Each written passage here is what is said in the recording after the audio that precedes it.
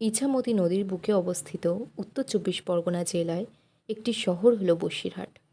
শহর কলকাতা থেকে প্রায় ৭০ কিলোমিটার দূরে অবস্থিত এই শহরটি।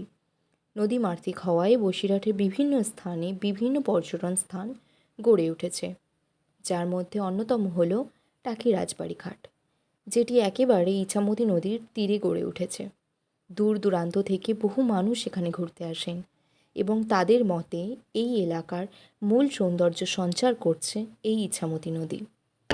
নন বেঙ্গলি থেকে সমস্ত লোকেরা মানে বাইরের দেশ থেকে ঘুরতে আসে আর কি। তা মানে আপনাদের মূল আকর্ষণ কি, এখানে কেন মানুষ আসছে এত? হচ্ছে এই যে পাশে আমাদের নদী আছে, পাশে রাজবাড়ির ঘাট আছে, এখানে এত সুন্দর পরিবেশ আছে, পাশেই পার্ক মতন আছে, তো এই জন্য সবার এখানে আকর্ষণ আছে। পর্যটন স্থান হওয়ায় বহু মানুষের অর্থনীতি বিভিন্নভাবে দাঁড়িয়ে রয়েছে এই স্থানের উপর নির্ভর করে। ইছামতি নদী দেখতে আসে মেন সমস্যা আকর্ষণ বর্ডারের জন্য। এই ইছামতি নদী এইটা বাংলাদেশ, শ্রীপুর গ্রাম, সাতক্ষীরা জেলা, বাংলাদেশে। আচ্ছা আচ্ছা, আপনি করেন কি? এই টোটো চালায়। আচ্ছা আচ্ছা, আমরা হ্যাঁ, দোকানপাটগুলো দেখছি বড্ড ফাঁকা আছে। লোক নেই তো। আচ্ছা, মানে খুব তাড়াতাড়ি কি লোকজন আসবে এরকম টাইমটাও আছে? শনিবার রবিবার প্রচুর লোক হয়, বাকি দিনগুলো লোক কম। এমনি নর্মালি আপনাদের এটার উপর ডিপেন্ড করে ফ্যামিলি চলে যায় তো? এটার উপর এখন